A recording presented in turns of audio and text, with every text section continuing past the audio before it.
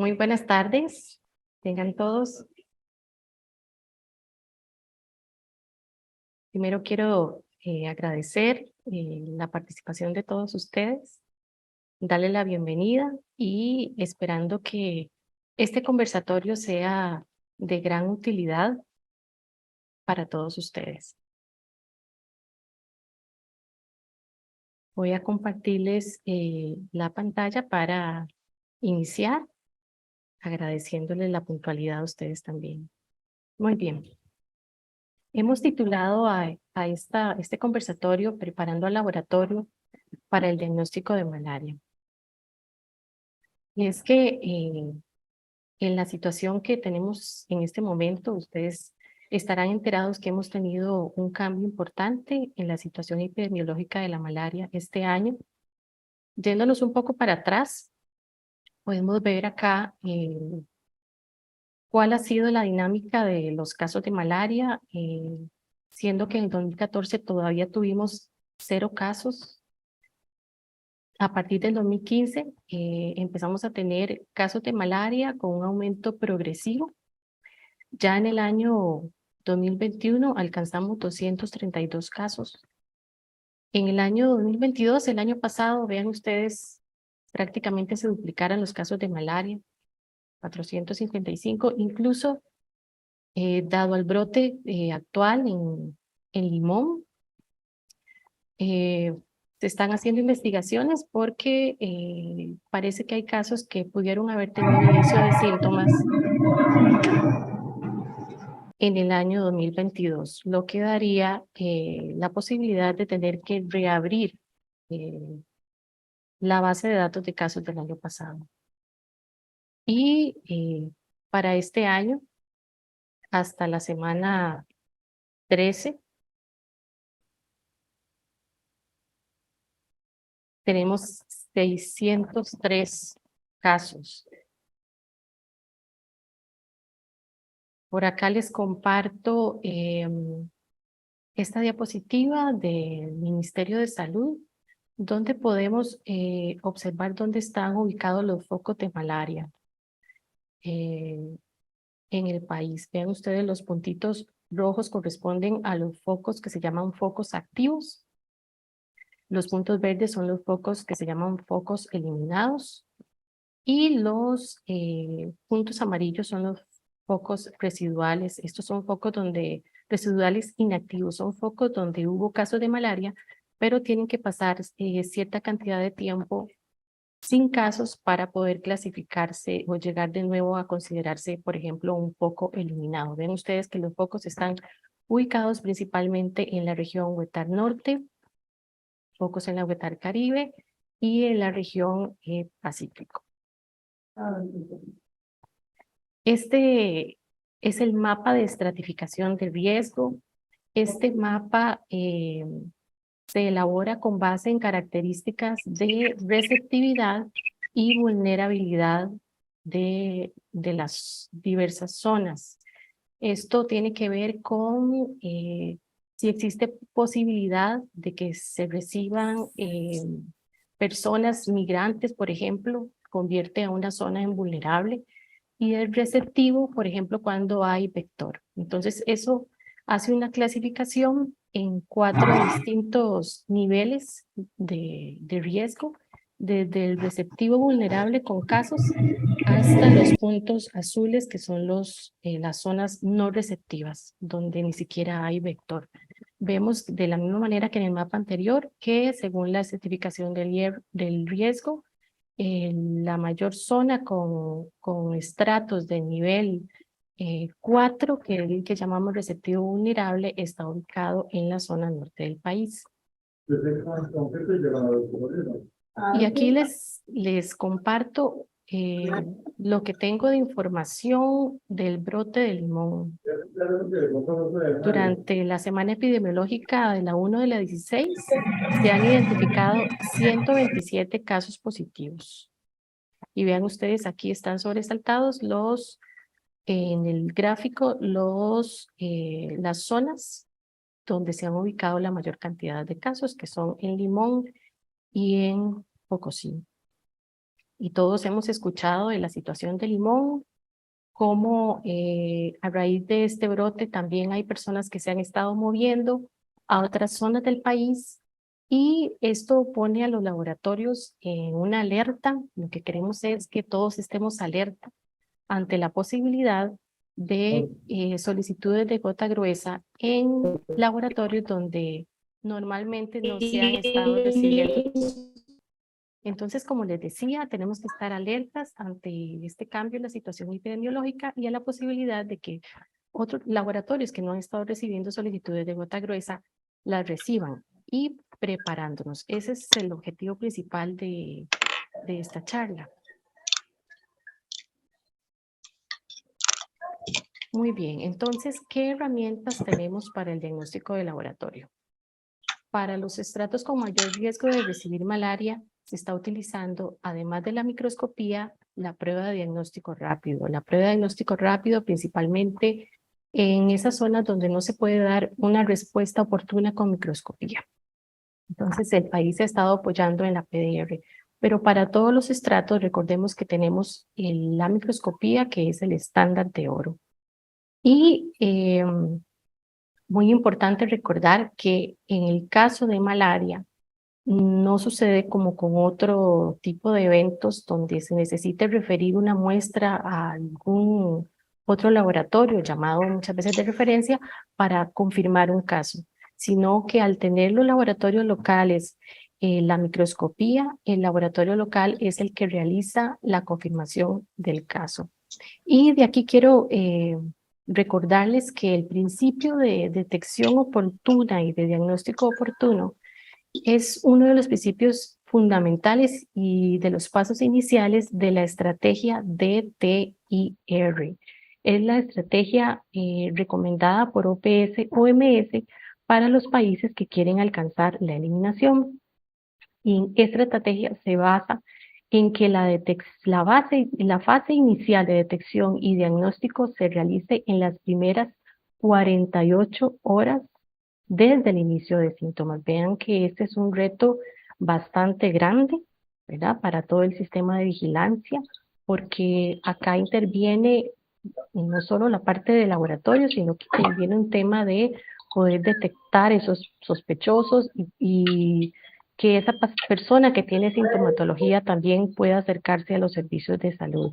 Incluso en los países donde logran eliminar la especie de Plasmodium falciparum y mantienen todavía circulante a Plasmodium vivax, se recomienda que esta fase inicial de detección diagnóstico se acorte a las 24 horas. ¿Por qué razón? Porque ustedes recordarán que Plasmodium vivax a partir de las 24 horas ya puede tener gametocitos en la sangre que son el estadio que produce la transmisión. Después de esta fase inicial, que es en la que participamos activamente, ¿verdad? Todo el laboratorio, viene de la mano el tratamiento. Compañeros, no sé si alguien tiene el micrófono abierto, si lo pueden cerrar, por favor. Muchas gracias. De forma inmediata y de la mano con esta detección oportuna viene el tratamiento, el cual también debe darse al paciente en estas primeras 48 horas. Y posteriormente vienen otras actividades que corresponden a la respuesta, que sería la investigación de caso para poder detectar si hay otros casos relacionados a este que se está detectando, que diagnosticando, y lo que se llama la respuesta, que serían medidas de intervención que pueden ser de control vectorial, etcétera. Entonces, toda esta investigación para buscar más casos y buscar las características de este foco y ver cómo se puede cortar transmisión es todo un proceso de esta estrategia de TIR recomendada para eliminar la malaria. Vean ustedes que nosotros estamos en la primera fase, por eso la labor que realiza el laboratorio es sumamente importante. Ven ustedes la importancia de que este diagnóstico se realice de forma muy oportuna. Muy bien, entonces hablemos un poquito de qué debe tener el laboratorio, cómo debe irse preparando para la posible llegada de una gota gruesa. La muestra de gota gruesa, recuerden que se puede tomar ya sea a partir de, se puede elaborar la gota gruesa a partir de sangre en tubo con EDTA o bien puede ser una punción capilar.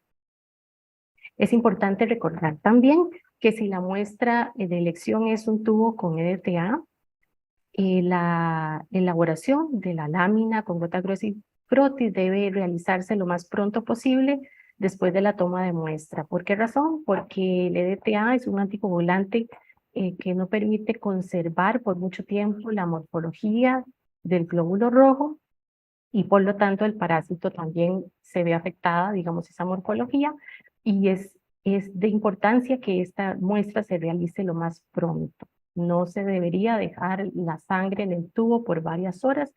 Se pueden observar cambios importantes que eventualmente a la hora de la lectura de la lámina pueden confundir mucho al microscopista en la identificación de la especie. Muy importante también las láminas que se van a utilizar para elaborar la gota gruesa y la muestra. Recuerden que estas láminas cuando se compran nuevas traen una grasa, ¿verdad? Que está, el objetivo es que no se queden pegadas, pero esta grasa interfiere en la adhesión de la sangre que nosotros utilizamos para la gota gruesa. La gota gruesa son varias capas de glóbulos rojos, no se, digamos, adhieren, ni se secan, ni se adhieren con igual facilidad que se adhieren una muestra de un frotis, que es una monocapa de glóbulos rojos. Entonces, estas láminas deben ser previamente lavadas para eliminar todo resto de grasa. Y aquí recordemos también que existe un procedimiento operativo estándar realizado por el Centro Nacional de Referencia de Parasitología en INCIENSA. Está publicado en la página web, es el CNRP-LMP-05. Este procedimiento detalla la forma adecuada en la cual se debe realizar este lavado previo de las láminas para eliminar la grasa. Recomendación: no se esperen a que llegue una solicitud de gota gruesa para correr a lavar las láminas. Es muy importante que las puedan tener preparadas, un grupito de láminas que ustedes saben que están ahí destinadas a la gota gruesa. Eso les va a ahorrar tiempo, les va a ahorrar estrés y va a hacer que su diagnóstico pues salga de la mejor manera posible. Colorante para la tinción. El colorante para teñir las gotas gruesas es el colorante de Giemsa. El colorante de Giemsa viene acompañado del buffer de sulfatos. Recuerden que los laboratorios de la Caja Costarricense del Seguro Social reciben este kit de colorante de parte del laboratorio de reactivos de esta misma institución. Este reactivo normalmente les ha estado llegando, sobre todo el buffer, me refiero, de manera concentrada, viene al 10X. Entonces, muy importante saber que si el reactivo, el buffer, viene en 10X, antes de diluir el Giemsa, hay que llevar el buffer a 1X. ¿Okay? Una parte de buffer con 9 de agua destilada para tener el buffer a 1X. Y posteriormente, entonces, ya realizar, digamos, la solución de coloración para teñir las láminas. Tenemos láminas, tenemos colorante, pues por supuesto los insumos para toma de muestra, que eso está prácticamente de todos los laboratorios lo tienen, ¿verdad? Como les decía, ya sea punción capilar o punción velosa. Y luego el mismo procedimiento operativo estándar también detalla las formas en las cuales se puede realizar una aceleración del secado. ¿Por qué? Porque la sangre de la gota gruesa no se les va a secar a temperatura ambiente muy rápido. Y para dar un diagnóstico oportuno es necesario acelerar el secado. Este procedimiento operativo estándar lo vamos a estar compartiendo en el chat para que ustedes lo tengan a mano. Sin embargo, si ustedes se meten a Google y ponen este código que está acá del LMP05, los va a dirigir automáticamente a la página web y pueden ver siempre el procedimiento en su versión vigente. Si el procedimiento tuviera mejoras, nosotros nos encargamos de hacer esas mejoras en el procedimiento, una nueva versión, y en la página web estaría disponible una nueva versión. Generalmente nos comunicamos con ustedes también vía correo para avisar, a los contactos de cada laboratorio que el procedimiento ha tenido algún cambio de versión. Pero entonces se los vamos a estar poniendo ya casi en el chat para que lo tengan ahí a mano.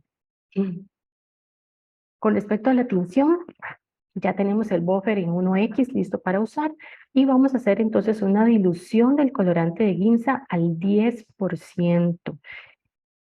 La concentración del Ginza siempre va a ser al 10%, esa es la recomendación.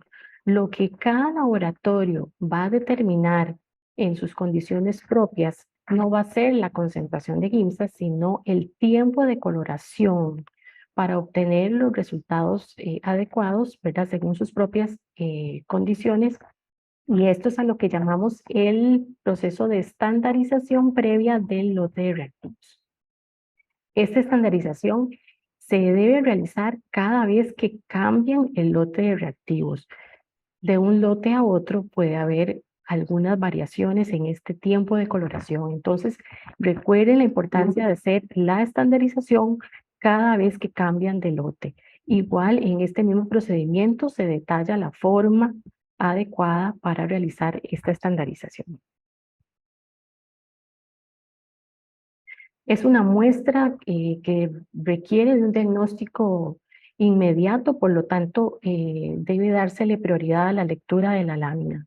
Es súper importante poder reportar un caso de malaria porque de forma inmediata debe darse tratamiento, uno de los pilares básicos para cortar la transmisión y alcanzar la meta de eliminación de la malaria, que es un compromiso país.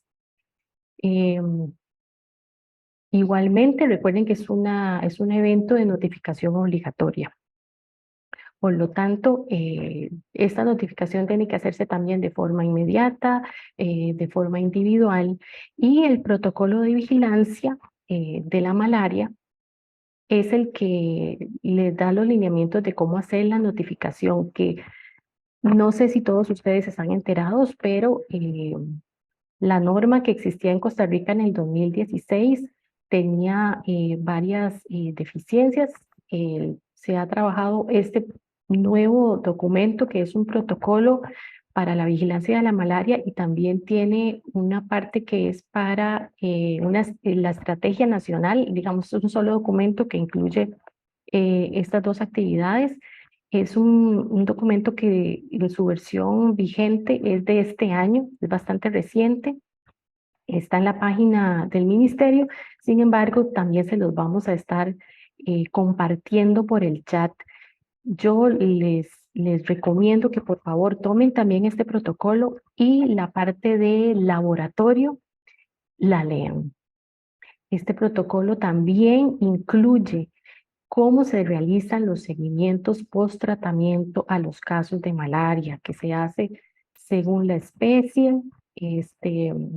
Ahí se define, según el tipo de especie, cuáles son los días posteriores al inicio del tratamiento en los cuales se hace seguimiento por gota gruesa. Recuerden que el seguimiento por tratamiento se hace en gota gruesa, con el conteo parasitario. De ahí la importancia de tener ese conteo parasitario de línea base para poder hacer las mediciones posteriores en los días que corresponden y verificar que ya no hay parasitemia. Muy bien. Ustedes creo que han escuchado también de un curso virtual que está en la página web del INCIENSA. Se realizaron unos videos de elaboración y de tinción que a continuación les voy a compartir como recordatorio. Vamos a ver un par de videos de elaboración, ¿verdad? De la muestra de gota gruesa y frotis, uno a partir de sangre capilar y luego les voy a poner la elaboración de la gota a partir de sangre con EDTA.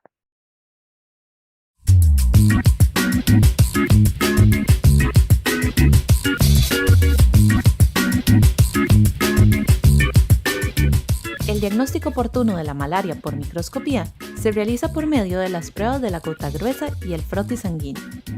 Existen dos alternativas para la toma de la muestra, por punción capilar o por punción venosa. En este video se le mostrará cómo realizarlo a partir de sangre capilar. Esta alternativa de toma de muestra se puede realizar tanto en los laboratorios como en el campo, lo que la convierte en la más utilizada.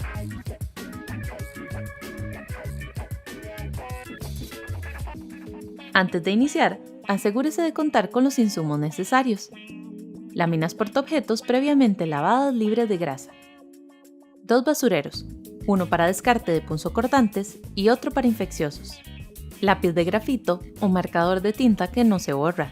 Equipo de protección personal. Plantilla para elaboración de la gota gruesa y el frotis sanguíneo.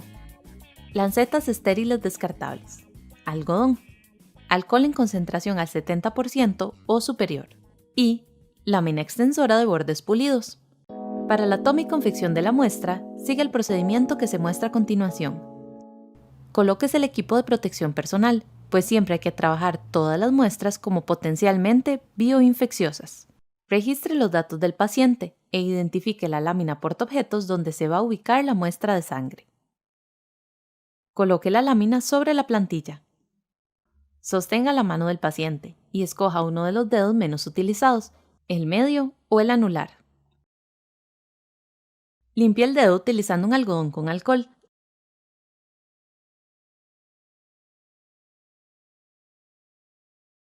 Y luego séquelo con otro.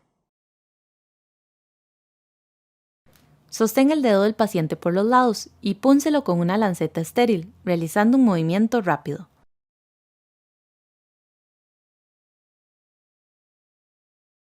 Presione para extraer la primera gota de sangre y límpiela con un algodón seco.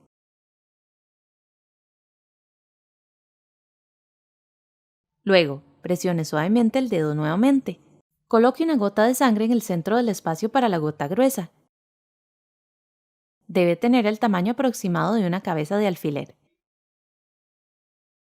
Y otra mucho más pequeña, en la base del espacio destinado para el frotis, según lo demarca la plantilla. Limpie la sangre restante del dedo con un algodón humedecido con alcohol. La sangre para el frotis también puede obtenerse utilizando una esquina de la lámina extensora para tomar un poco de la sangre con la que se elaborará la gota gruesa. En cuanto a la confección, para la gota gruesa, con la esquina de la lámina extensora, distribuya la sangre formando círculos concéntricos, primero hacia afuera y finalmente hacia el centro, tratando de generar la menor cantidad de movimientos posible. Para el frotis, coloque la lámina extensora en un ángulo de 45 grados y deje fluir la sangre sobre un extremo del portaobjeto extensor. Luego, deslice la lámina con un movimiento rápido hacia el extremo del portaobjetos. Tome la lámina por los lados con sus dedos y con un movimiento circular empieza a distribuir la gota, tratando siempre que sea en el lugar que está señalado para la misma en la plantilla.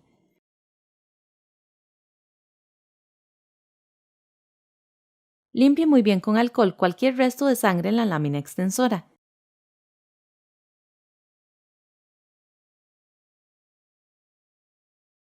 Finalmente, deje secar la lámina en una superficie horizontal, evitando que le caiga polvo. Hay distintas formas de secar la lámina. El secado de las láminas se puede realizar a temperatura ambiente. Sin embargo, un diagnóstico de urgencia puede requerir acelerar el secado. De ser así, deje secar la gota gruesa a temperatura ambiente por unos minutos, hasta que ya no se observe húmeda.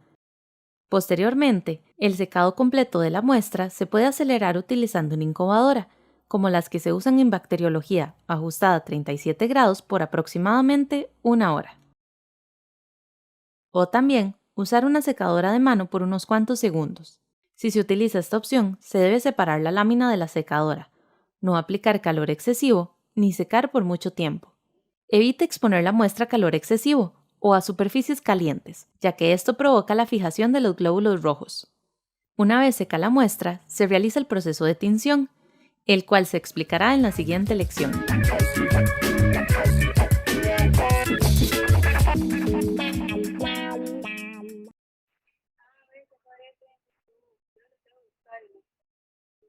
Muy bien, les voy a compartir a continuación entonces el proceso de elaboración a partir de sangre con ETA.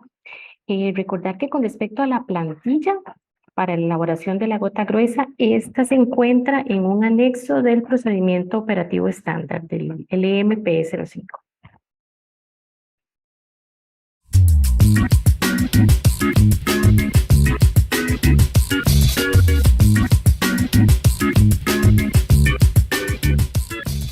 La gota gruesa y el frotis sanguíneo pueden ser confeccionados a partir de sangre total, obtenida por punción venosa y recolectada en un tubo con EDTA.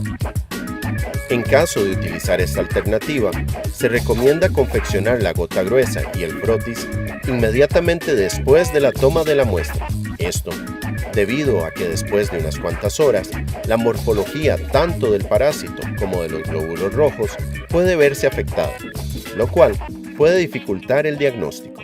Se requiere contar con láminas portaobjetos previamente lavadas libres de grasa, un basurero para el descarte de objetos punzocortantes y otro para infecciosos, lápiz de grafito o marcador de tinta que no se borra, equipo de protección personal, plantilla para elaboración de la gota gruesa y el frotis sanguíneo, micropipeta y puntas para la misma. Para la toma y confección de la muestra, siga con el procedimiento a continuación. Colóquese el equipo de protección personal.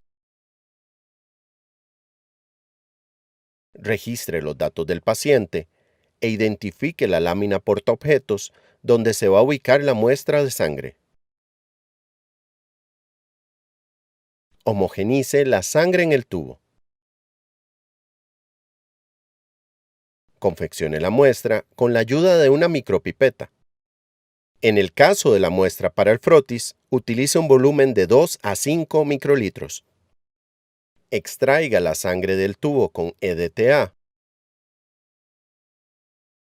y colóquenla en la base del espacio destinado para el frotis, según está demarcado en la plantilla. Finalmente, coloque la lámina extensora en un ángulo de 45 grados y deslícela sobre el portaobjetos con un movimiento rápido para realizar el extendido. Para la gota gruesa, vuelva a homogenizar la sangre y tome con la micropipeta un volumen de 6 a 8 microlitros. Coloque la sangre en el centro del espacio demarcado para la gota gruesa en la plantilla. Y con la esquina de la lámina extensora, distribuya la sangre formando círculos concéntricos, primero hacia afuera y finalmente hacia el centro, tratando de generar la menor cantidad de movimientos posible. Luego, tome la lámina por los lados con sus dedos y con movimiento circular empiece a distribuir la sangre, tratando siempre que sea en el lugar que está señalado para la gota en la plantilla. Limpie muy bien con alcohol todo resto de sangre en la lámina extensora. Por último, deje secar la lámina en posición horizontal, cuidando que no le caiga polvo. Las muestras realizadas a partir de sangre con EDTA pueden requerir un poco más de tiempo en el secado.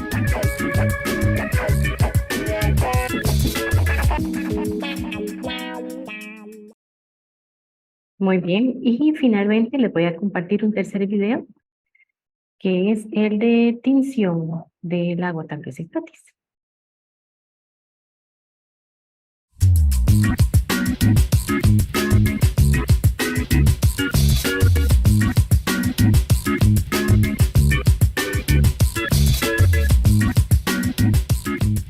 Para realizar el proceso de tinción, asegúrese de contar con los insumos necesarios. Equipo de protección personal, lámina con gota gruesa y frotis sanguíneo previamente seca, metanol, cronómetro, colorante de Giemsa, buffer de fosfatos pH 7.2, bandeja para tinción o placa de Petri. Antes de iniciar, colóquese el equipo de protección personal. El proceso de tinción conlleva la realización de 3 procedimientos. Fijar el frotis o extendido fino, preparar la solución de coloración y teñir la lámina. A continuación, veremos cada uno de estos procedimientos en detalle. Fijación del frotis sanguíneo. Para lograr que el frotis sanguíneo no se deshemoglobinice y conservar así los glóbulos rojos, hay que fijarlo con metanol. Sumerge el frotis en un recipiente de boca ancha con metanol, de manera que quede completamente impregnado. Se debe dejar suficiente distancia para que el metanol no suba y fije la gota gruesa. Retire el excedente de metanol y deje secar la lámina en posición horizontal a temperatura ambiente por alrededor de 2 minutos. Si se deja secar de manera vertical, el metanol podría ascender y los vapores podrían fijar la gota gruesa. Preparación de la solución de coloración. El reactivo o solución de coloración está compuesto de dos partes, el colorante de Giemsa y un buffer de fosfatos con un pH 7.2. Prepara el buffer a utilizar siguiendo las indicaciones del fabricante.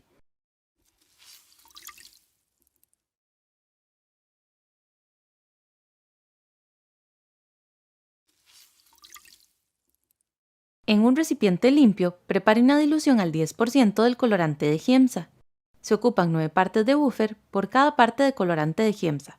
Tome el colorante de la superficie de la botella, ya que si lo hace del fondo, arrastrará sedimento. Cada lámina puede requerir entre 3 y 5 mililitros de solución de coloración, y esta se prepara inmediatamente antes de teñir, debido a que si se hace con tiempo previo, el colorante se puede oxidar, y la tinción no queda de la manera adecuada. Una vez lista la solución, mézclala cuidadosamente por inversión, evitando la formación de burbujas, porque pueden interferir a la hora de la tinción. Tinción de la lámina. Antes de iniciar este procedimiento, verifique que el frotis esté seco.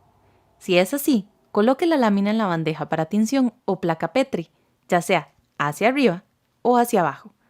En caso de realizar la tinción con la gota gruesa hacia abajo, se recomienda poner un relieve para que la gota gruesa esté del lado opuesto, de manera que entre en contacto con la mayor cantidad de colorante posible. Agregue el colorante asegurándose que cubra toda la lámina y que no queden burbujas que puedan interferir en la tinción de la muestra. Toda la muestra debe quedar en contacto con el colorante. Deje que las láminas se tiñan el tiempo determinado previamente durante la estandarización de cada lote de colorante de Giemsa. Por lo general, el tiempo de coloración ronda aproximadamente de 8 a 10 minutos. Al finalizar el tiempo de tinción, levante la lámina despacio, de forma cuidadosa, ya que de lo contrario se puede desprender la gota gruesa. Para retirar el exceso de colorante, lave con cuidado la lámina con agua o con el mismo buffer de fosfatos, mediante su inmersión en un recipiente de boca ancha destinado para ese fin. Durante este lavado se debe evitar que la capa metálica que se formó durante la tinción se adhiera a la lámina, ya que dificulta la lectura microscópica. Asegúrese de eliminar el exceso de colorante. A continuación, retire el excedente de agua y limpie la parte de atrás de la lámina para asegurarse de no tener restos de colorante que lleguen a interferir en la lectura. Luego, deje secar a temperatura ambiente.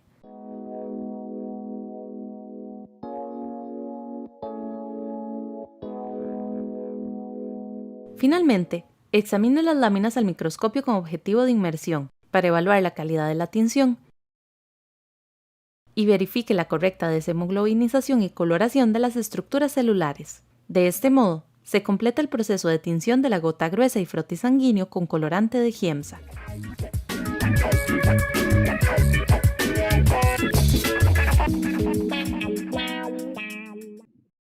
Muy bien. Estos enlaces a estos videos también se los estamos compartiendo por el chat.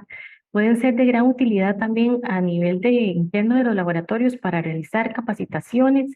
Yo se los recomiendo porque pues están muy completos, están apegados a lo que está en el procedimiento operativo estándar. Entonces, ojalá les pueda sacar pues mucha utilidad. Continuamos. Muy bien. Y de la mano de un buen diagnóstico, ¿verdad?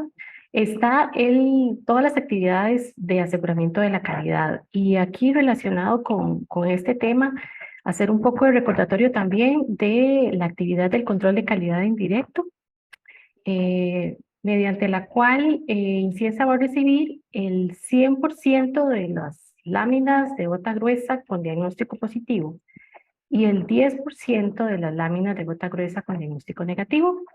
Acá vamos a hacer una relectura, ¿verdad? Estas láminas, por supuesto, tienen que venir con el resultado referido del laboratorio y para ello le recordamos la importancia de utilizar la boleta Inciensa R94 que está en la página web. Esta boleta está realizada de forma tal que la información que se recolecta sirva para elaborar el informe de concordancia, porque solicita el diagnóstico del laboratorio que refiere, la fecha de toma de muestra y otros datos que son necesarios, digamos, para elaborar este tipo de informe. Acá se va a hacer una relectura y se va a evaluar dos concordancias, una concordancia del resultado, o sea, de positivo y negativo, y una concordancia de identificación de especie. Además, se va a realizar una retroalimentación de las características de calidad de la gota gruesa, ya como estuvo la deshemoglobinización, la coloración, si está bien distribuida, etc. Para cada lámina se le realiza una retroalimentación de la calidad, además tiene un espacio de observaciones con otros consejos y tiene un enlace, el mismo informe que los remite a la página web y ahí pueden observar, de acuerdo, digamos, a las deficiencias que se han encontrado de calidad en cierto laboratorio, cuáles consejos pueden, qué actividades pueden realizar para poder solventar, digamos, esas deficiencias. Las láminas de seguimiento post-tratamiento no forman parte del control de calidad en directo, solamente los diagnósticos. Esto de manera general. Se puede considerar, digamos, como una excepción si ustedes tienen un seguimiento post-tratamiento, un paciente que ya terminó el tratamiento y están observando parásitos, se puede referir a inciensa para control de calidad, porque este sería un hallazgo, digamos, importante. Recuerden también, aprovecho de una vez, recuerden que Plasmodium falciparum es una especie que durante el seguimiento post-tratamiento, cuando el tratamiento funciona, se espera que se corte el ciclo del parásito. No deberíamos observar trofozoitos en caso de que el tratamiento esté funcionando bien. Pero los gametocitos de Plasmodium falciparum pueden observarse, se ha documentado hasta por 4 o 6 semanas. Cuando a un paciente se le ha dado la dosis de primaquina inicial que se da para los tratamientos de Plasmodium falciparum, en el caso de falciparum les decía, estos gametocitos que han recibido la dosis inicial de primaquina están inactivados, están estériles, entonces no es una alerta. Lo que no debemos observar son trofozoitos, que serían un indicativo de que el ciclo se ha reactivado. Y en el caso de Plasmodium vivax, sí, no observamos ya nada más, ¿verdad? Después de más o menos 2 o 3 días, miramos ya láminas negativas y esto se debe conservar esta negatividad hasta que finalice el tratamiento. Si finaliza el tratamiento y se observan parásitos, se pueden referir a la lámina para hacer control de calidad. Nosotros vamos a realizar entonces este informe de concordancia y se los vamos a comunicar a los laboratorios, a los contactos que ustedes mismos nos han referido. Ahí también aprovecho para recordarles la importancia de que tengamos nosotros actualizados los contactos de cada laboratorio. Las personas designadas, generalmente jefaturas, algunos se apoyan en algunos otros microbiólogos, pero que sean contactos actualizados para que estos informes se puedan compartir con las personas que les interesan. No es una confirmación, recordemos, ¿verdad? El laboratorio no debe esperar un resultado de inciensa para hacer el diagnóstico. Esta persona ya debió haber sido, ya fue diagnosticada, ya fue tratada, ya fue notificado. Esto es una actividad que se realiza de aseguramiento de la calidad. Ya no deben esperar que nosotros remitamos este informe para notificar el caso. Se debe hacer de forma inmediata. ¿Por qué razón? Porque es necesario intervenir de forma oportuna. Si en el camino se encuentra una discordancia, si el laboratorio de referencia encuentra una discordancia, entonces se realizarán las medidas correctivas. Si fue un falso negativo, etcétera, se realizarán las medidas correctivas. Estaremos comunicándonos con las autoridades respectivas, pero no deben esperar. Recuerden que la estrategia de TIR indica que debemos dar tratamiento lo más pronto posible. Pueden incluirse muestras provenientes tanto de búsqueda activa como pasiva. Y la normativa nacional, van a ver en el protocolo nacional, hace de esta actividad una actividad de carácter obligatorio, tanto para laboratorios públicos como laboratorios del sector privado. ¿Con qué periodicidad se remiten estas láminas? Para las láminas negativas, esperan a que termine el mes y remiten el 10%. Para las láminas positivas, es recomendable que las envíen antes, preferiblemente a más tardar una semana después de que se realiza el diagnóstico.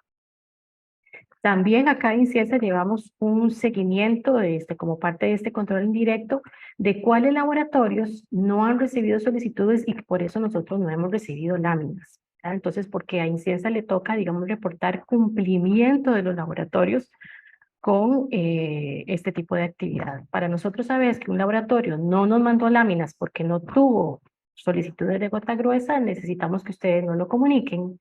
Y eso lo pueden hacer fácilmente enviándome un correo. Algunas personas, algunos laboratorios prefieren llenar la R94, como les quede mejor. Pero para hacerlo práctico pueden mandarme un correo y yo actualizo la base de datos.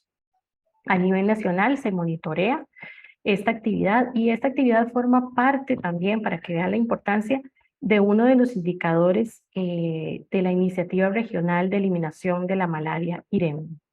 Esa va a dar seguimiento al cumplimiento de todos los laboratorios con este tipo de actividad de control de calidad. ¿Cómo se eligen las láminas que se van a enviar para control de calidad? Por supuesto que no vamos a agarrar todas las láminas y ver cuáles son las más bonitas, porque no se vale, ¿verdad? Lo que se trata es que sea una elección al azar. Entonces la recomendación sería, en lugar de tomar de la caja, digamos, donde están almacenadas las láminas, recuerden que las láminas de gota gruesa no se botan, no se descartan hasta que se haya remitido el correspondiente número de láminas de control de calidad. Entonces que se haga del registro, ¿verdad? Si yo tengo las láminas del mes y fueron de la 1 a la 20, entonces yo digo, bueno, voy a mandar 2, entonces voy a mandar, qué sé yo, la 7 y la 14, por decir algo. Entonces, del registro de número de muestra, preferiblemente de láminas en el mes. La lámina debe venir correctamente identificada. No le anoten el resultado a la etiqueta de la lámina. ¿Por qué razón? Porque acá en Ciensa esta relectura se hace en doble ciego, es decir, el microscopista que realiza la relectura de esta lámina no conoce el resultado referido por el laboratorio local, por ustedes. Entonces no le anoten ningún resultado en la etiqueta. Debe venir identificada de la misma forma como se identifica la muestra en la boleta de referencia, en el Inciensa R94. Debe traer gota gruesa y frotis sanguíneo teñidos con guinza. Y como les decía, con la boleta R94 completamente llena con todos los datos que se solicitan, porque todos son necesarios para dar seguimiento a esta actividad y para elaborar los informes de concordancia.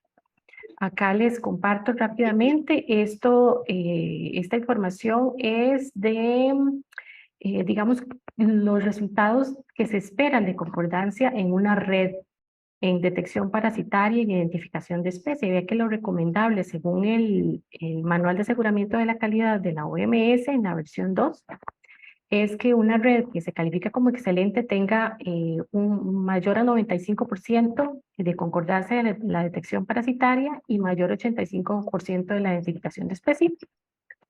Y les digo que buenas noticias, la red de nosotros cumple con estos dos criterios. Entonces estamos catalogados dentro de esta calificación excelente.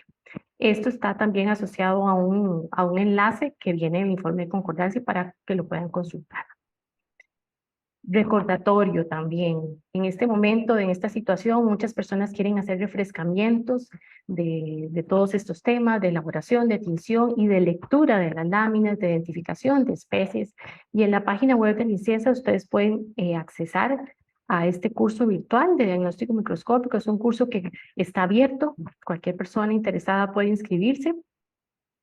Pueden tardar alrededor de unas 5 horas realizándolo. No necesitan hacerlo de corrido, pueden hacerlo en intervalos. Así que recomiendo que los que no lo han llevado lo lleven, comparta con otras personas también que ustedes consideren que es importante que refresquen sus conocimientos y eventualmente cuando se abren cada año los cupos para el curso presencial, este curso va a ser uno de los requisitos. Sin embargo, yo recomiendo que lo lleven todos, independientemente si se puede o no optar por un curso un espacio para el curso presencial. Es muy importante que aprovechen este recurso. En Inciensa también tenemos pruebas moleculares, un PCR tiempo real TACMAN contra el gen 18S. Se puede detectar a nivel de género o también se puede identificar a nivel de especie. Recuerden que la PCR es de alta sensibilidad, alta especificidad. Esta metodología la tenemos en este momento disponible para casos en los cuales la microscopía tiene limitaciones, ¿verdad? Donde, por ejemplo, hay morfologías atípicas y no se puede identificar bien la especie, sospecha de una infección mixta que no se puede determinar bien en gota gruesa o en casos de bajas parasitemias. Pero de forma rutinaria, entonces se realiza el diagnóstico con gota gruesa. Eventualmente se pueden comunicar con nosotros si tienen algún caso particular que requiera ser referido para pruebas moleculares. Les pediríamos comunicarse previamente con nosotros para poder analizar el caso y estar entonces pendientes de esta muestra. Y para ir terminando, recordarles la importancia que tiene de que los laboratorios participen activamente en las diferentes actividades de aseguramiento de la calidad, puesto que estamos en este momento de compromiso de eliminación de la malaria, un compromiso regional, IREM, son indicadores que se van a estar monitoreando de forma continua y que son indispensables para que el país pueda alcanzar la eliminación. También ustedes se darán cuenta que los diferentes laboratorios estarán siendo partícipes de auditorías. Las auditorías también se realizarán a nivel del Ministerio de Salud y de Inciensa, y van a llegar a cada laboratorio a solicitarles muchas de estas cosas que hemos hablado acá. Les van a solicitar que tengan a mano el procedimiento operativo, van a revisar que tengan insumos, que tengan reactivo, les van a solicitar, muy importante, los informes que nosotros les compartimos a ustedes de concordancia mes a mes. Entonces, guarden esos informes, ojalá puedan tener una carpeta por año, y ahí meten, ¿verdad? El de enero, el de febrero, marzo, abril, no, porque no tuvimos, y que lleven ese orden para que cuando lleguen a hacerles algún tipo de revisión, tipo auditoría, no se vayan a ver en apuros y tengan toda la información que es requerida. Entonces, muy importante que estén también alertas a este tema de la eliminación de la malaria y las auditorías. Para finalizar, recuerden que estamos aquí, queremos estar cerca de ustedes y pues más en este momento. Yo soy la microbióloga encargada de malaria. Este es mi correo, jmorera@inciensa.sa.cr. El coordinador del centro de referencia, el doctor Jorge Sequeira, y también les dejo el correo, y el de la secretaría, así como el teléfono, que ustedes sientan que nosotros somos cercanos y que pueden llamarnos, pueden escribirnos en caso de que así lo requieran. La página web también tiene muchos recursos, ahí pueden accesar curso virtual, procedimiento operativo, la boleta R94, sáquenle provecho, por favor. Y bueno, en este momento nos gustaría abrir un espacio para que ustedes puedan hacer algún tipo de pregunta, sacar alguna duda, agradecerles la paciencia, agradecer tantos participantes, nos sentimos muy contentos de tanta participación. Así que queremos escucharlos, de qué manera les podemos ayudar. Dejo abierto para que puedan participar ahora ustedes. Vamos a ver, creo que tengo...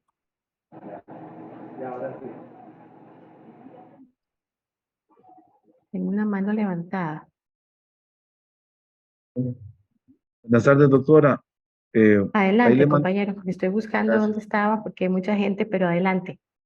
Sí, era para preguntar, ¿los laboratorios privados tenemos posibilidad de comprarles o renovar los reactivos que ustedes nos dieron cuando fuimos a la capacitación? En el caso mío fui hace como 3 o 4 años. Entonces, no sé cuánto cuesta, cómo puedo conseguir el GIMSA de ustedes. Doctor, Sí, muchas gracias por su consulta, porque viera que nos la han preguntado bastante. Primero, ¿cuál es su nombre, perdón, y de qué laboratorio? Gracias. Mi nombre es Ricardo Cerdas, tengo mi laboratorio en Nicoya. Ah, sí, doctor Zelda, ya me acuerdo, sí, claro, gusto saludarle. Sí, doctor, Igualmente. viera que el Inciensa está, digamos, sigue trabajando con su propio reactivo de GIMSA, pero para el consumo interno. Nosotros no hacemos reactivo para donar en este momento, ni tampoco lo vendemos. Los laboratorios de la caja tienen su propio, digamos, laboratorio de reactivos, y los laboratorios privados le están adquiriendo este insumo con sus proveedores habituales de reactivos. Pero sí, el reactivo de Quimsa no lo da Inciensa. No, no, de acuerdo. Es que como ustedes, cuando fuimos al curso, nos dieron un poquito, más o menos, no era poquito, era como 250 mililitros. Eh, pues uno se acostumbró a trabajar con eso y sabía que funcionaba muy bien. Entonces, por eso preguntaba. Si viera que le cuento un poquito y tal vez para que todos entiendan por qué en ese momento. En algún momento la red de malaria trabajó con colorante de Romanowski, no sé si usted se acuerda. Era otro tipo de colorante y regionalmente nos solicitan que se estandaricen ciertas cosas. Entonces, los países de la región trabajaban todos con GIMSA y Costa Rica estaba trabajando con Romanowski. Le pidieron a Costa Rica que hiciera el cambio a GIMSA. Entonces, hace un tiempo se hizo eso. Se hizo eso al puro principio cuando se empezó a hacer como la transición del Romanowski al Ginza. Sin embargo, no ha sido como una práctica habitual, sino que fue en ese momento particular que se hizo el cambio de un reactivo por otro. Pero sí, ya de hace tiempo para acá, digamos, los laboratorios lo adquieren por sus proveedores de reactivos habituales. Muchas gracias, doctora. Con mucho gusto saludarle. Tengo a Roger Fonseca. Ajá, adelante. Hola, buenas tardes. Buenas tardes. Buenas tardes, sí. Mi nombre es Roger Fonseca. Yo trabajo en el área de salud San Isidro de Heredia. Eh, yo quería saber, no sé si tal vez los colegas que están conectados, sobre laboratorios que vendan metanol.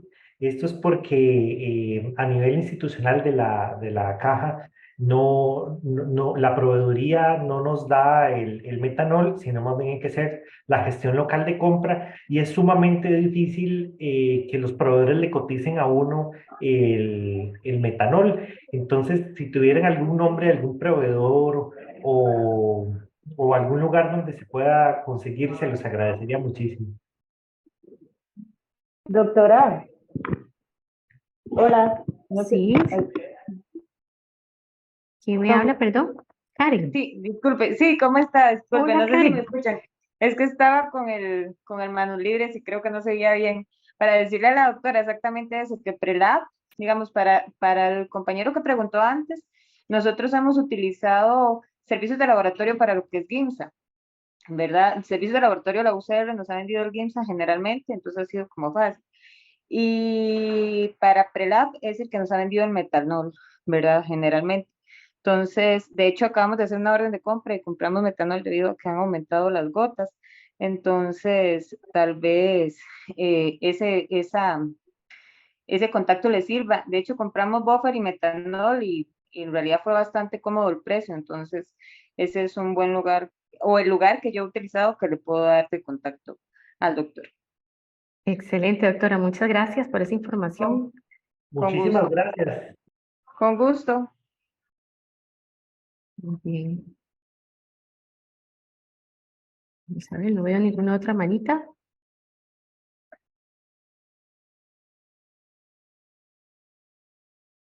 Eh, mientras tanto, les comento también que estamos grabando esta sesión y que cuando ya esté listo subido, lo vamos a compartir también. Y por favor, ustedes compártanlo con esas personas que tal vez no se pudieron integrar aquí de forma sincrónica y que les pueda ser de utilidad toda esta información. Entonces ahí se las vamos a hacer llegar. Roger, creo que todavía tienes la mano levantada, pero no sé si es otra pregunta o es la misma mano allá. Tengo a la doctora Tatiana Moya. Doctora Moya, adelante. Gusto Hola, saludarla buenas tardes, también. ¿cómo están? Bien, ¿y usted, doctora? ¿Qué tal? Gracias a Dios, muy bien, y espero que el resto se encuentre muy bien. A raíz de Excelente. la consulta de don Roger, nosotros aquí en el Hospital de Niños compramos el metanol a una empresa que se llama Quimifrox con doble X. Y mi ¿Lo Frogs con puedes doble repetir, X. por favor? Quimifrox con doble X. Ya se los voy a poner en el chat.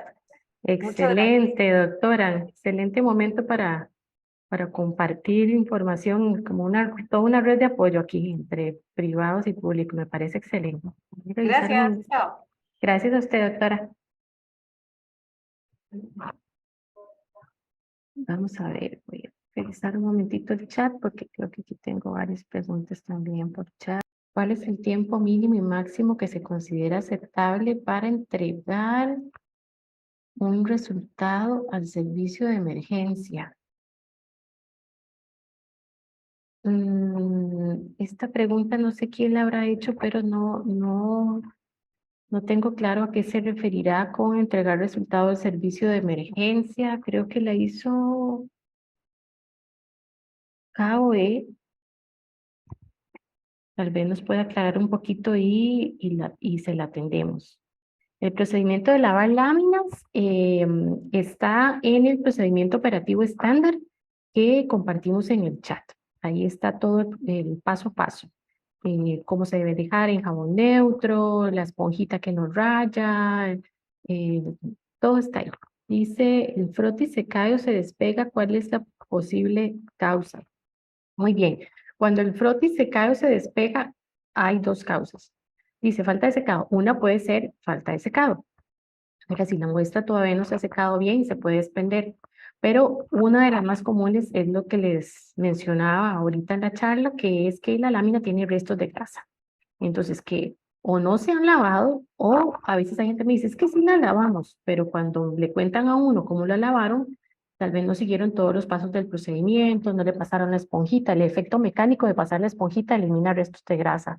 Algunas personas solo la sumergen en alcohol y no realizan el proceso de lavado con jabón. Entonces, esto puede hacer que tengan todavía restos de grasa. Entonces, revisar esas dos cosas, que esté bien seca y que las láminas estén libres de grasa. Dice, ¿van a subir la charla? Sí, correcto. Cuando esté la grabación, se las vamos a compartir al correo. Los links de los videos, me están pidiendo los links de los videos. Voy a ver porque yo creo que los habíamos compartido. Ya están compartidos en el chat. Por aquí alguien dice que en Ticolab tiene kit de GIMSA completo. Esta no es pregunta, pero es información útil. Buffer, colorante y metanol de buena calidad y buen precio. Imagínense qué buena información. Vamos a ver. Por aquí la doctora Tatiana Moya puso el nombre Quimifrox S.A. con Q y doble X al final. Dice por aquí alguien, lo ideal es usar láminas nuevas y recién lavadas. Correcto. ¿Cuánto tiempo después del vencimiento? Ok. Dicen, ¿cuánto tiempo después del vencimiento se pueden utilizar los reactivos? Esa pregunta está buenísima. Nosotros siempre se nos ha recomendado que un reactivo no se utilice después de su fecha de vencimiento. Por ejemplo, para el reactivo de GIMSA, normalmente se le pone una fecha de vencimiento de 2 años. Sin embargo, en estas fechas de vencimiento y sobre todo en reactivos que son colorantes, pueden verse influenciadas por muchas cosas. No es lo mismo un reactivo que usted lo recibió y lo ha estado manipulando por 2 años, abriéndole, quitándole la tapa, que tenga más probabilidad de que se le contaminó, que un reactivo que usted ha mantenido prácticamente cerrado y casi no ha tocado. En la experiencia propia, acá en el CNRP, el reactivo de GIMSA bien manipulado se conserva muy bien por muchos años. Y yo sé que aquí me respaldan los compañeros que dicen que tienen el reactivo que Inciensa les dio en el año, ni les digo, hace mucho y que todavía lo han estado usando y que les tiene bien. Entonces, ante una emergencia, si ustedes en ese momento no tienen el reactivo o tienen un reactivo que ya se venció, que hicieron el proceso de solicitud, pero se va a atrasar unos meses y mientras tanto tienen un reactivo ahí y ustedes lo probaron y saben que a cierto tiempo produce resultados adecuados de coloración, urge hacer el diagnóstico. Entonces yo les diría, denle prioridad a hacer el diagnóstico de ese paciente y utilícelo siempre y cuando hayamos determinado antes que el reactivo funciona y tengamos claro cuál es el tiempo de coloración que produce buenos resultados. No es utilizarlo a ciegas, así de la nada, sino con conocimiento, digamos, de cómo está funcionando ese reactivo. Dice, agregar mi correo para que me llegue, por favor. Ok, claro que sí, Marce, vamos a anotar tu correo para que le llegue la grabación, supongo. Dice el doctor Orozco, una vez solicitada una gota gruesa, tiempo de respuesta máximo en caso de tener resultado positivo. Una gota gruesa con resultado positivo debe informarse de forma inmediata. Preferible que un laboratorio reciba un paciente y ojalá a las 2-3 horas esté dando un reporte. Recuerden que como yo les mostré en la estrategia de TIR, cuando están circulando las dos especies, se establece un tiempo de hasta 48 horas para hacer la detección, hacer el diagnóstico y además dar tratamiento. Todas esas cosas deberían suceder ahí. Y cuando tenemos VIVAC circulando, eso debería ser, ojalá, menos de 24 horas. Entonces entenderán ahí que es mejor de inmediato, ¿verdad? Esto se reporta, se notifica de forma inmediata y se inician todas las gestiones para poder dar tratamiento inmediato. Vamos a ver. Una mano. Una mano. Janina, tenemos la mano de Janina. Adelante, Janina. Buenas tardes. ¿Me Buenas escuchan? tardes. Sí, Sí, buenas tardes, Janina, se te escucha. gracias. Mi pregunta es la siguiente y es con respecto a los informes de concordancia. Debido a la baja frecuencia de esta solicitud al laboratorio, nosotros no tenemos como una ruta establecida de tener una carpeta con los informes de concordancia guardados. ¿Cómo se procede en estos casos? ¿Qué debemos hacer para ir en orden? Janina, de qué laboratorio me? Laboratorio Science Renault. Laboratorio Science. Laboratorio Science no hemos estado recibiendo de forma rutinaria láminas para control de calidad indirecto, que yo me acuerde. Sin embargo, digamos, la idea es que cada laboratorio tenga un encargado, podría ser la jefatura o alguien que ésta designe, que es la persona que es el contacto de ese laboratorio, que recibe los informes, y esa persona que recibe los informes es la que, pues, lo ideal es que se lo lleve en orden, ¿verdad? Que los vaya guardando en caso de una posible auditoría, pero si no me equivoco, ustedes no han estado recibiendo, por lo menos nosotros no hemos recibido de forma rutinaria láminas de control indirecto de Laboratorio Science. Sí, Muy no bien, sé si muchas respondí gracias. a tu pregunta con mucho gusto. Vuelvo al chat. Doctor Orozco.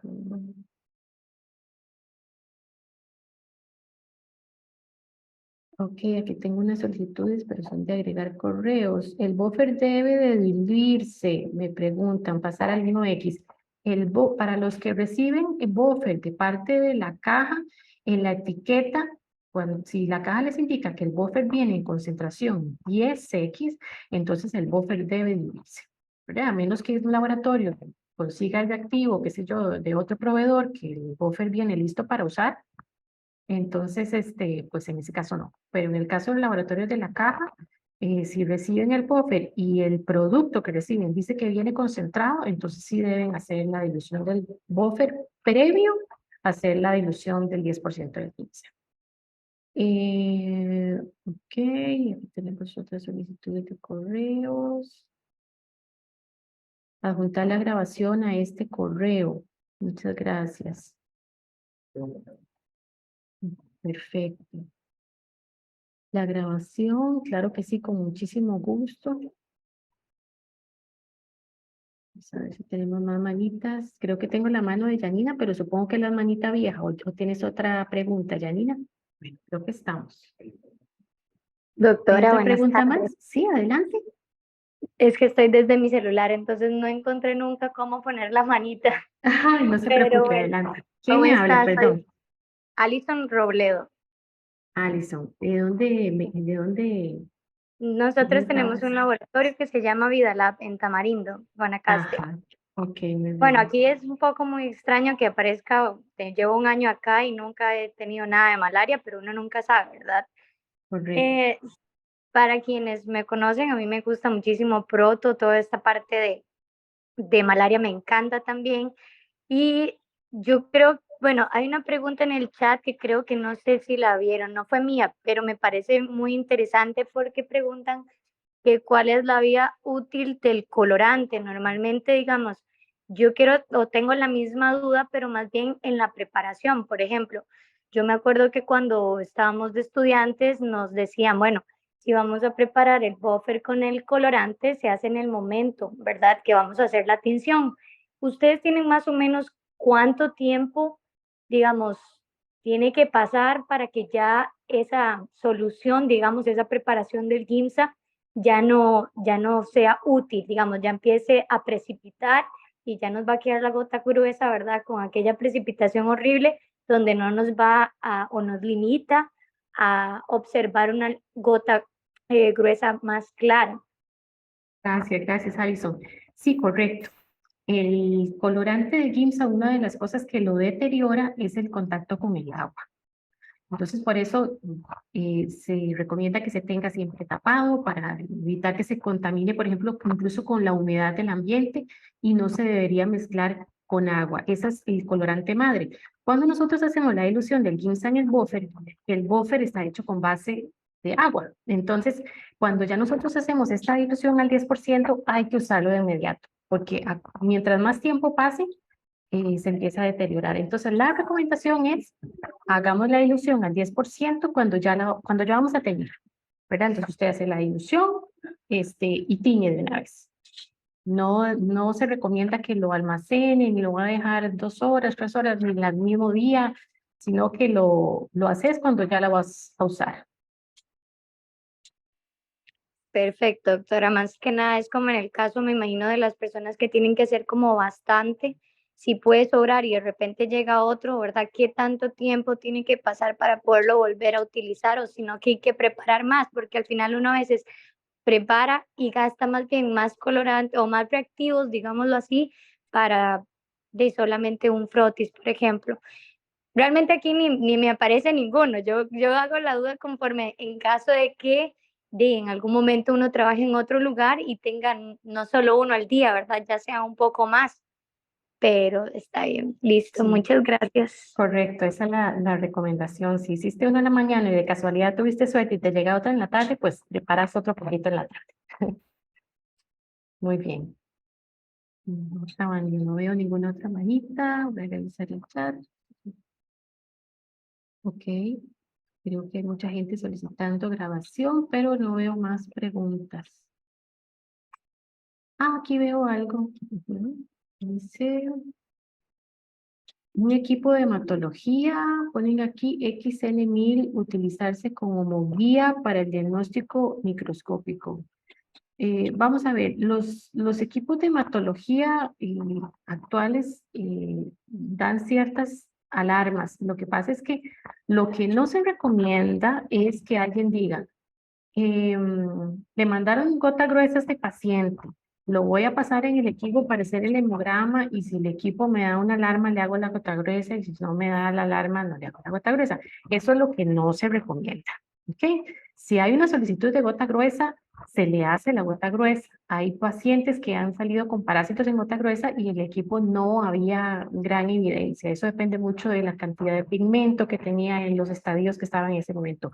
Ahora, ¿cuándo puede ser de utilidad el equipo? Si ustedes tienen pacientes en los cuales no se les ha referido gota gruesa y los están pasando y ven la alarma, yo la verdad, por curiosidad, y tengo el recurso, les haría la gota gruesa. Y les cuento porque tengo experiencias de compañeros de laboratorios que hicieron eso, ¿verdad? Que le pasaron por eso y detectaron casos de malaria de esa manera. pacientes que fueron referidos, les estaban estudiando por investigando otro tipo de patologías, no les mandaron gota gruesa, ellos vieron alguna alarma en el equipo y decidieron hacer la gota y encontraron malaria. Entonces, muy útil la pregunta para que estén alertas también. Excelente, que estén bien vigilantes y alertas. Muy bien, creo que tenemos ya todas las preguntas. Pues entonces finalizaría nuevamente dándole las gracias por tanta participación, por tanto interés. Yo creo que si hacemos un buen equipo, vamos a lograr hacer un buen trabajo en esta primera fase de detección y de diagnóstico. Vamos a estarles compartiendo entonces la grabación y espero ustedes también me ayuden a compartirla con el personal que consideren les puede ser de utilidad. Entonces, sin más, que tengan una linda tarde y recuerden que estamos acá también estamos cerca de ustedes, da una llamada, a un correo cuando así lo necesiten. Muy buenas tardes y muchas gracias.